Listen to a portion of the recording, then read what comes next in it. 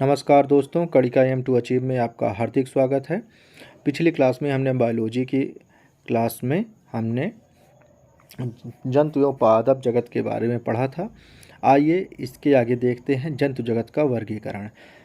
जंतु जगत का वर्गीकरण दो भागों में किया गया है। पहला है एक कोश की, दूसरा है हमारा बहुकोश की। तो एक कोश की जंतु में हमारा कौन सा आता है? एक कोश की जंतु में प्रोटोजोआ संघ को रखा गया है। इसमें अमीबा, पैरामीशियम, युगलिना आदि इसमें के जीव हैं। एंट अमीबा हिस्टोलिका के संक्रमण से पेचिस रोग होता है। इसे एम्बियाबेसिस रोग भी कहा जाता है। तो कई बार क्वेश्चन पूछा है कि पेचिस किस के कारण होता है? तो पेचिस होता है एंट अमीबा हिस्टोलिटिका के कारण। अगला है बहुकोश की जंतु। बहुकोश की जंतु को 9 संघों में विभाजित किया गया है। तो आइए एक एक करके देखते हैं। पहला है पेरिफेरा जगत। इसमें अधिकांश जीव इसके जलीय होते हैं और समुद्री जल में पाए जाते हैं। इनके शरीर की संगठन कोशिका स्तर की होती है, वह बहुत छोटे छोटे पाए जाते हैं। इस संघ के जो जीव हैं वो हैं साइकॉन, स्पंजिला, यूप्लेटा, ल्यूकोसोलेनिया आदि।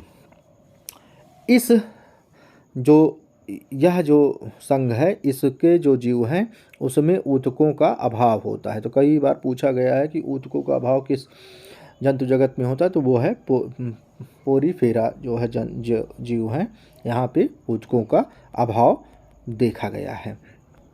अगला जो संघ है हमारा है सिलिलेंट्रा। ये अधिकांश जलीय समुद्री जीव हैं। ये द्विस्तरीय जीव होते हैं।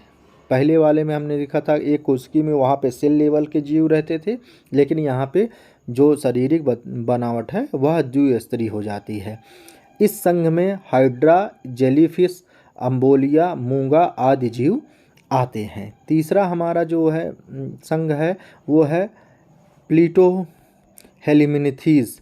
प्लीटोहेल्मिन्थीस के अंतर्गत जो भी जंतु आते हैं उनका जो शारीरिक बनावट है वह त्रिस्तरीय शारीरिक गठन होता है।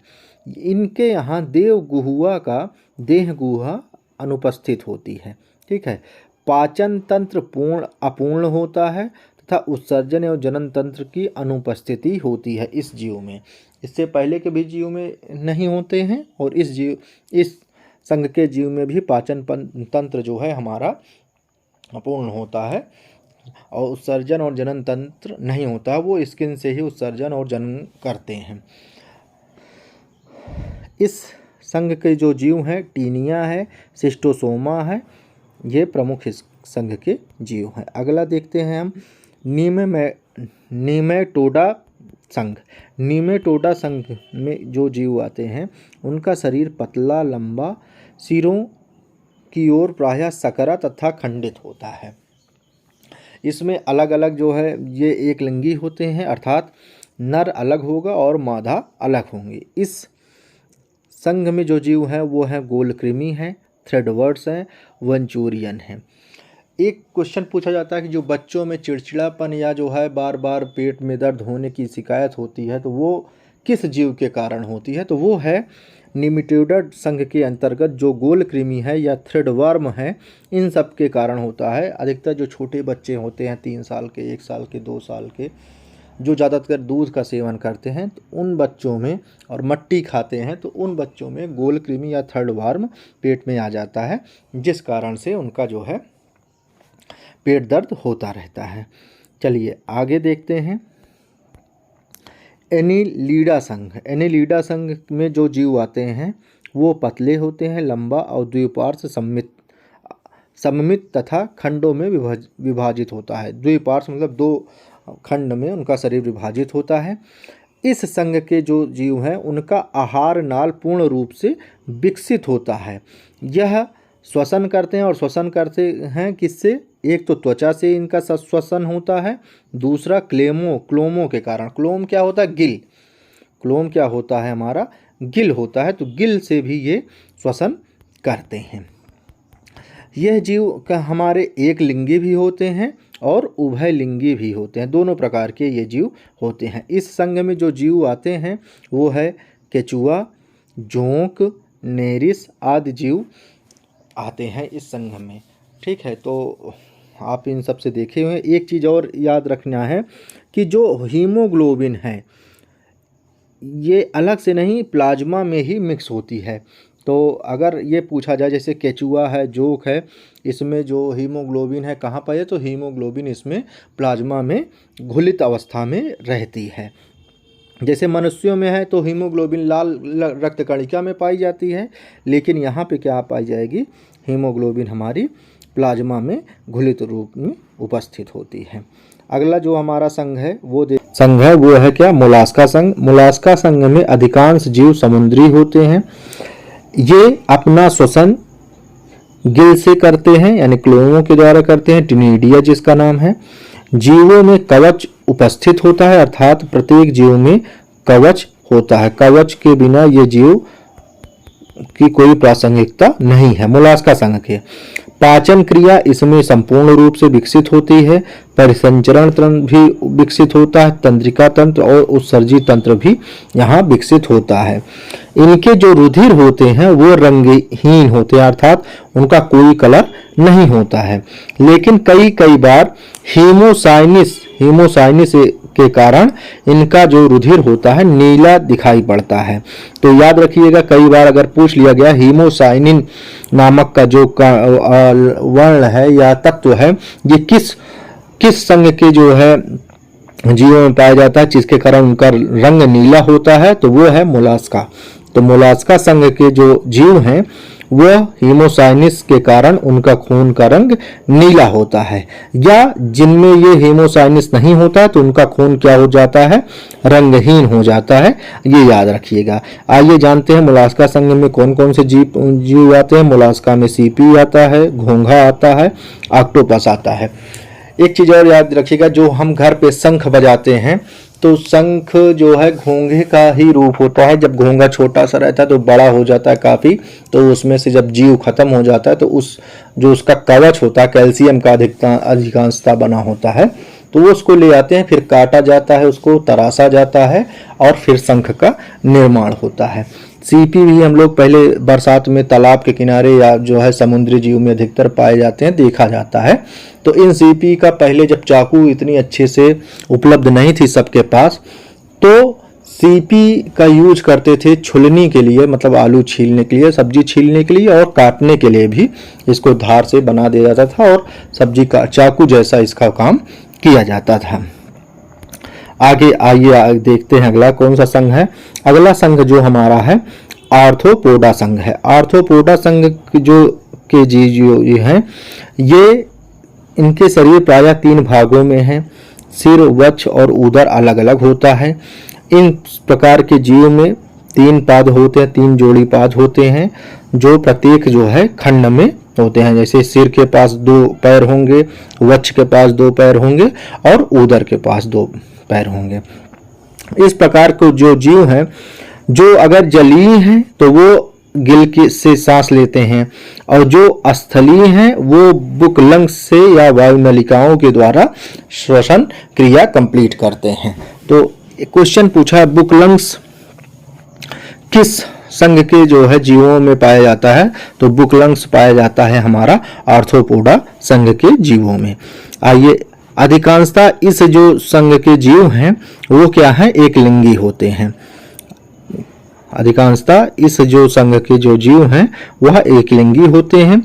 इस वर्ग में कीट वर्ग जितने सारे कीट हैं सभी आर्थ्रोपोडा के अंतर्गत आएंगे। तिलचट्टा, झींगा मछली, कीकड़ा, टिड्डी या टिड्डा, मक्खी, मच्छर आदि सभी जीव इसके अंतर्गत आते हैं।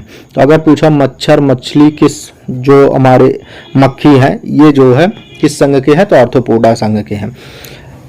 अब याद रखने वाली बात है कि मधुमक्खी, चींटी और दीमक 3 ये जीव हैं जो सामाजिक कीट हैं। इनको सामाजिक कीट का दर्जा मिला है। तो वो कौन कौन से जीव हैं, मधुमक्खी हैं, चींटी है और दीमक है। ये अपना समाज का निर्माण करते हैं और सामाजिक रूप से जीवन निर्वहन करते हैं। एक सबसे ज़्यादा इम्पोर्टेंट क्वेश्चन है कि कॉकरोच के हृदय में कितने चैम्बर होते हैं, कितने कक्ष होते हैं? वो है 13 कक्ष होते हैं। तो कई बार पूछा गया है कि 13 चैम्बर वाला कौन सा जीव है? तो 13 चैम्बर वाला हृदय का जिसका चैम्बर होता है तो वो है कॉकरोच। या ऐसे पूछा कि कॉकरोच के हृदय में कितने चैम्बर होते हैं, कितने कक्ष होते हैं? तो उसकी संख्या कितनी होती है? 13 होती है। ठीक है, अब आगे देखते हैं। हमारा अगला जो संघ है एनाइनोडर्मेटा। यह जो जीव है अधिकतर ये समुद्र में ही वास करता है। जीवों में जल संवहन तंत्र पाया जाता है। जीवों में गमन यानी जाने के लिए, भोजन ग्रहण के लिए और श्वसन हेतु अलग अलग नालपाद होते हैं। इनमें पुनरुत्पादन की विशेष क्षमता होती है, अर्थात ये अपना जो है जीवन जो है मरते नहीं है। एक तरीके से ऐसा कह सकते हैं कि ये जीवित रहते हैं और अपने शरीर का एक अंग अलग करके फिर से जो है नया जन्म धारण कर लेते हैं। इसके अंतर्गत जो जीव आते हैं वो हमारी है तारा मछली है, एनिटोडा है, समुद्री आर्चिन है, समुद्री खीरा है, ब्रिटिल स्टार है, समुद्री लीली है। ये जीव हैं। समुद्री आर्चिन के आहार नाल तंत्र में अरस्तुलाल्टेन पाया जाता है जो भोजन चबाने का काम करता है। तो कई बार क्वेश्चन पूछा है कि अरस्तुलाल्टेन किस जीव में पाया जाता है? तो अरस्तुलाल्टेन हमारा किस में पाया जाता है? समुद्री आर्चिन में पाया जाता है। ठीक है, आइए अब देखते हैं दूसरा जो अगला जो संघ है, जो 9वां संघ है और अंतिम संघ है, वो है कार्डेटा संघ। कार्डेटा संघ में सभी स्तनधारी मत्स्य वर्ग सरीसृप आते हैं जिसमें मेरुदंड होता है। तो सबसे इम्पोर्टेंट क्या है कि कार्डेटा संघ के जो जीव हैं उनमें सब मेरुदंड होता है, अर्थात उनमें नार्टोकार्ड उपस्थित होता है। बिना मेरुदंड के वो कार्डेटा संघ में नहीं आएंगे, तो मेरुदंड इसमें होना आवश्यक है। फिर इस संघ को 3 उपसंघों में बांटा गया है। एक है यूरोकार्डेटा में, सिफेलोकार्डेटा में और वर्टिब्रेटा में। ठीक, अब आइए हम जो है जानते हैं कि कार्डेटा संघ के प्रमुख वर्ग में कौन कौन से हैं। तो पहला वर्ग है मत्स्य वर्ग। मत्स्य वर्ग में पीसेज में आते हैं। तो इस पहला चीज है कि मत्स्य वर्ग के सभी जंतु असंतापी होते हैं। असंतापी का मतलब क्या है? ऐसे जीव जिनके शरीर का तापमान वातावरण के तापमान के बदलने के साथ शरीर का तापमान बदलता जाता है, तो वह जीव असमतापी होते हैं। दूसरा है कि समतापी क्या होता है फिर? तो ऐसे जीव जिनका शरीर का तापमान हमेशा समान रहता है, अर्थात चाहे जाड़ा हो, चाहे गर्मी हो, चाहे बरसात हो, चाहे जो भी ऋतु हो या किसी भी स्थान पे चले जाएं, लेकिन उनका जो शरीर का तापमान है वो एक फिक्स है, वो वही रहेगा। ऐसे जीव जो है समतापी जीव कहलाते हैं। जैसे फॉर एग्जाम्पल मनुष्य है। मनुष्य जो होता है वह समतापी जीव है, अर्थात इनका जो बॉडी टेम्परेचर है 39 डिग्री सेल्सियस या 98.4 डिग्री फ़ारेनहाइट वह निश्चित होता है। ठीक है, तो ये समतापी असमतापी की बात होती है। तो आप समझ गए होंगे समतापी क्या होगा? ऐसे जीव जिनका जो है शरीर का तापमान वातावरण के चेंज होने के बावजूद भी शरीर का तापमान स्थिर रहता है, एक ही रहता है, समान रहता है, वह समतापी जीव होगा। और ऐसे जीव जिनका जो है वातावरण चेंज होने के साथ साथ शरीर का तापमान भी परिवर्तित हो जाता है, चेंज हो जाता है, तो वो जीव असंतापी हो जाता है। जिसमें मछली हो गया, सांप हो गया, बिच्छू हो गया, गिरगिट हो गया, तो ये सारे जीव होते हैं। आइए आगे इसमें देखते हैं कि श्वसन क्रिया क्लोमो के द्वारा की जाती। क्लोमो मतलब गिल्स के द्वारा, यानी कि मछली जितनी है ये जो श्वसन करती हैं, इनमें जो है फेफड़ा नहीं होता, गिल होता है। आगे देखते हैं, इनका हृदय द्विकक्षीय होता है और जो अशुद्ध रक्त ही पंप करता है। तो याद रखिएगा कि मत्स्य वर्ग के जो जीव हैं उनका हृदय जो है 2 कक्षीय होता है। कुछ मछलियों में कंकाल उपास्थीय का बना होता है जैसे शार्क और स्क्लोडीना, और कुछ में अस्थियों का जो है निर्माण होता है, अर्थात उनके जो शरीर का जो स्ट्रक्चर है वह कंकाक उपास्थि या अस्थियों द्वारा बनी होती है। चलिए आगे हम देखते हैं एफीबिया वर्ग। एफीबिया वर्ग के जो जीव होंगे वो अधिकांशतः उभयचर होते हैं। ये जंतु असमतापी होते हैं। इनका जो श्वसन होता है ये त्वचा से भी करते हैं, गिल से मतलब भी करते हैं और फेफड़ों के द्वारा करते हैं। तो कई बार क्वेश्चन पूछा गया है कि निम्नलिखित जंतुओं में कौन सा जंतु उभयचर है, जिसमें मेढक दे दिया, मछली दे दिया, मनुष्य दे दिया और हाथी दे दिया। तो याद रखिएगा कि हाथी भाई स्थल पे होता है, मनुष्य भी स्थल पे होता है, मछली पानी में होती है, मेढक क्या है वह जल में भी पाया जाता है और स्थल में भी पाया जाता है, अर्थात यह उभयचर है। और मेढक के जो स्वतंत्र तंत्र है, तो कई बार पूछा मेढक सांस लेता है किससे, त्वचा से, गिल से, फेफड़ों के द्वारा, या इनमें से कोई नहीं, तो वो या इनमें से सभी।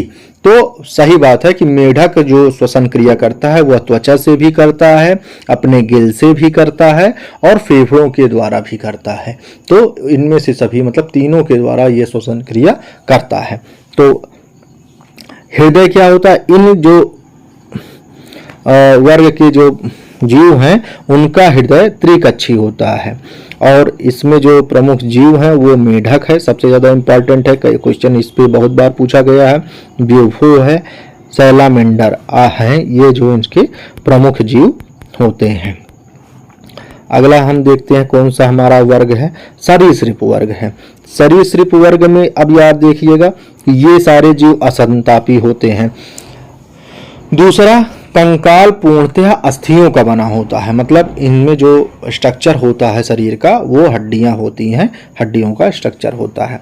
इनका जो श्वसन है वह फेफड़ों के द्वारा होता है, यानी कि ये सांस जो है ना स्किल से लेते हैं ना गिल से लेते हैं, ये फेफड़ों के द्वारा सांस लेते हैं।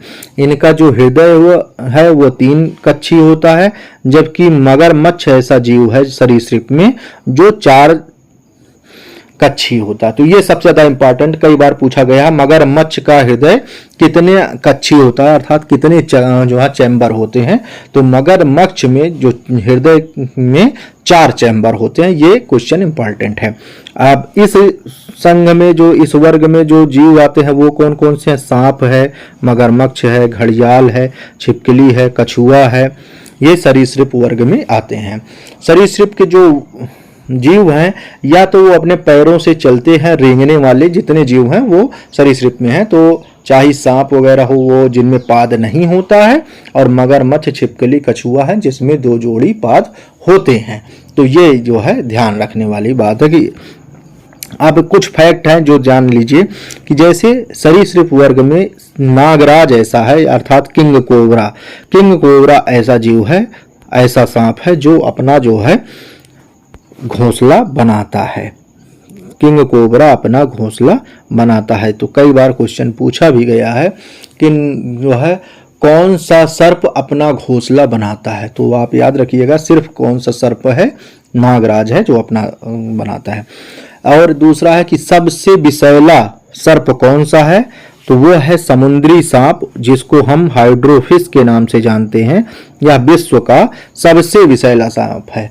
कोबरा है स्थलीय सांप है, वो विषैला है, लेकिन कोबरा से भी ज़्यादा जो सबसे ज़्यादा विषैला है तो हाइड्रोफिश है। इसको काटने से हमको लगता है कि 1 या 2 मिनट के अंदर आदमी की जो है जान चली जाती है, इतना विषैला ये है जीव। अब एक और चीज है कि पंछियों में कौन सा पंछी है जो अपना जो है घोंसला नहीं बनाता है, आइए उसको भी हम देख लेते हैं। पंछी वर्ग के जो जीव हैं वह समतापी होंगे। समतापी का मतलब कि उनका शरीर का तापमान हमेशा समान रहेगा चाहे जो मौसम हो। इनका जो हृदय है वो 4 वेशमी होता है, अर्थात 4 चैम्बर इसके हृदय में होते हैं। श्वसन फेफड़ों के द्वारा करते हैं। खोखली अस्थियों, न्यूमेरिक अस्थियां इसमें पाई जाती हैं। तो कई बार पूछा गया है कि जो पंछी हैं उनमें जो अस्थियां होती हैं किस तरीके की होती हैं, तो वो कौन सी अस्थियां होती हैं, न्यूमेरिक अस्थियां होती हैं, अर्थात खोखली अस्थियां होती हैं, इसलिए ये जो है काफ़ी हल्के होते हैं। पंछियों में अस्थिमज्जा नहीं होता है, ये याद रखिएगा, अस्थिमज्जा इसमें नहीं होता है। अब हम अभी पहले पूछे थे ना, सांप जैसे नागराज अपना घोंसला बनाता है, तो अधिकांश पंछियां अपना घोंसला बनाती हैं, लेकिन कोयल ऐसी पक्षी है जो है अपना घोंसला नहीं बनाती है। यह चिड़िया होती है, ये ऐसी चिड़िया है जो अपना घोंसला नहीं बनाती है, अपने अंडे को दूसरे पक्षी के अंडे में ये डाल देती है, और वो पंछी अब जिसके गया तो वो से पाले। ये आइडिया बहुत अच्छा है भैया कि अपना बच्चा पैदा करो, दूसरे के दे दो, सेलो पाओ, खुद मौज करो। ठीक है, अगला है खिखजन चिड़िया। एक होती है जो भारतवर्ष में केवल जाड़ों में साइबेरिया से यहाँ आती है और सिर्फ पोषण के लिए आती है। कई लोग कहते हैं कि साइबेरियाई पक्षी जो प्रयागराज में अधिकतर देखने को मिलता है या हिमालय प्रदेश में देखने को मिलता है, वो साइबेरियाई पक्षी यहाँ आते हैं जनन के लिए? तो नहीं, जनन के लिए नहीं आते हैं, वो यहाँ आते हैं अपने पोषण के लिए, क्योंकि साइबेरिया में उस समय बहुत ज़्यादा ठंडी रहती है, तो अपेक्षाकृत भारत में कम ठंडी रहती है, इसलिए यहाँ पे आते हैं। कीवी और एमू दो ऐसे जो पंछी हैं जो नहीं उड़ते हैं, यानी कि उड़ने में अक्षम हैं। आगे देखते हैं इस जीव के अस्तनी वर्ग। अस्तनी वर्ग में हम देखते हैं कि अस्तनी वर्ग जो होंगे ये समतापी होंगे, अर्थात जितने स्तनधारी जीव हैं वह जो है समतापी हैं, अर्थात समय उनका टेम्परेचर शरीर का फिक्स होता है।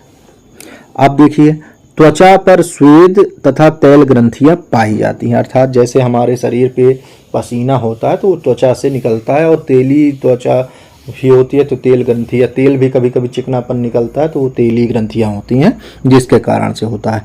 हृदय हमारा 4 चैम्बर वाला होता है। दांत 2 बार जमते हैं, इसीलिए दांत को क्या कहा गया है? द्विज कहा गया है। द्विज मतलब दोबारा जन्म लेने वाला है, तो दांत को भी द्विज कहा गया, 2 बार निकलते हैं।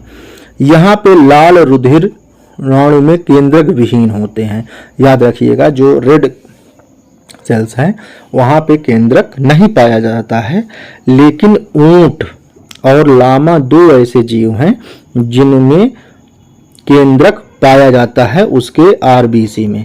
तो कई बार क्वेश्चन ये पूछा गया है कि कौन सा जीव है जिसके लाल रुधिर कणिका में, कौन सा स्तनी ऐसा है जिसके लाल रुधिर कणिका में केंद्रक पाया जाता है? तो वो है ऊंट, वो है लामा, ये याद रखना। बाकी किसी भी स्तनी में लाल रुधिर कणिका में केंद्रक नहीं पाया जाता है।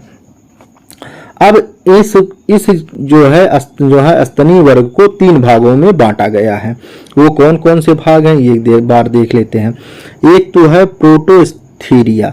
प्रोटोस्थीरिया ये है, ये अंडयुज है, अर्थात ऐसे जो है स्तनी जो बच्चा ना देकर अंडे देते हैं, वो जो है हमारे हैं, जैसे एकिडना जिसको हम स्याही बोलते हैं, लेप्टस, ये 2 जीव हैं जो स्तनी होने के बावजूद भी अंडे देते हैं। दूसरा है मेटाथीरिया। मेटाथीरिया ऐसे स्तनी हैं जो अपने अपरिपक्व बच्चों को जन्म देते हैं, अर्थात उनका जो बच्चा होगा वो पूर्ण विकसित नहीं होता है, और मर्क्यूलस नामक थैली में फिर उसको रखकर विकसित किया जाता है, जो हम देखते हैं कंगारुओं में। कंगारुओं के पेट के सामने थोड़ा सा एक थैली बनी रहती है, जब उनके बच्चे पैदा हो जाते हैं तो वो क्या करते हैं, इस मर्सुपिलस नामक थैली में अपने बच्चे को रख लेते हैं और कुछ दिन तक उसमें रखे रहते हैं, फिर जब वो विकसित हो जाता है तब उसको शरीर से बाहर निकालते हैं। तीसरा है हमारा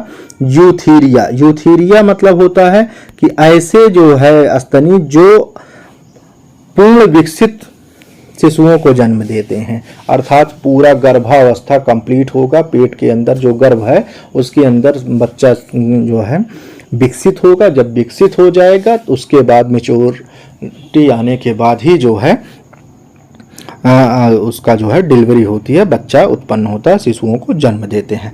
ऐसे जो है स्तनी कौन कौन से हैं? मनुष्य है, हाथी है, गिलहरी है, बंदर है, ये सारे जो पशु हैं, जैसे गाय भैंस है, बकरी है, तो ये सारे जो जीव हैं ये अपना पूर्ण विकसित जो है शिशु को जन्म देते हैं। तो ये सबसे ज़्यादा इम्पॉर्टेंट है कि ऐसा कौन सा स्तनी है जो अंडा देता है, तो वो है हमारा एकेडेना।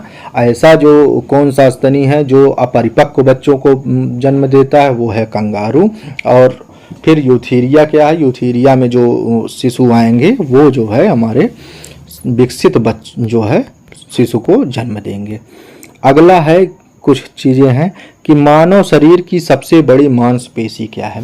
तो याद रखिएगा, मानव शरीर की सबसे बड़ी मांसपेशी प्लूटियस मैक्सिमस, प्लूटियस मैक्सिमस है, कूल्हे की मांसपेशी। कई बार क्वेश्चन पूछा गया है कि मानव शरीर की सबसे बड़ी मांसपेशी कौन सी है, तो कूल्हे की मांसपेशी है जिसका नाम है ग्लूटियस मैक्सिमस। अगला क्वेश्चन है मानव शरीर की सबसे छोटी मांसपेशी कौन सी है, तो वो है स्टेपिडियस। तो ये दो चीज़ याद रखिएगा। आगे चल के हम जब मानव शरीर पढ़ेंगे तो उसमें देखेंगे कि मानव शरीर का जो हड्डियों की संख्या कितनी है, सबसे बड़ी हड्डी कौन सी है, सबसे छोटी हड्डी कौन सी है, वो सारी चीज़ें हम लोग आगे देखते हैं। आइए थोड़ा सा कुछ महत्वपूर्ण तथ्य हैं जिसके बारे में पढ़ लेते हैं जो एग्जाम की दृष्टि से महत्वपूर्ण है। तो सबसे पहला, सबसे बड़ा जीवित पक्षी कौन है, वह है शुतुरमुर्ग। सबसे बड़ा कपि कौन है, तो वह है गोरिल्ला। सबसे बड़ा अंडा देने वाला पक्षी कौन सा है, तो वह है शुतुरमुर्ग का सबसे बड़ा अंडा होता है। सबसे बड़ा स्थलीय स्तनी कौन सा है, स्थल पे जो सबसे बड़ा स्तनी है वो है हाथी। और पूरे विश्व की बात की जाए सबसे बड़ा स्तनी कौन सा है, तो वो है नील व्हेल। तो ये हम आगे देखा, ये क्वेश्चन भी है कि सबसे बड़ा या सबसे भारी जो है स्तनी कौन सा है, वो है व्हेल। सबसे छोटा पंछी कौन है, हमिंग बर्ड। सबसे तेज दौड़ने वाला जंतु कौन है, वो है चीता। और न उड़ने वाला पंछी कौन सा है, वो है कीवी और एमू। ठीक है, कीवी और एमू जो दो पक्षी हैं ये उड़ नहीं पाते हैं। और अंटार्कटिका में पाए जाने वाला पंछी कौन है, वो है पेंगुइन। भारत का सबसे बड़ा चिड़ियाघर वो कहाँ पे है, अलीपुर कोलकाता में है। और विश्व का सबसे बड़ा चिड़ियाघर कहाँ है, कूजर नेशनल पार्क दक्षिण अफ्रीका में है। ये कुछ इंपॉर्टेंट फैक्ट्स थे जो हमने देख लिए। तो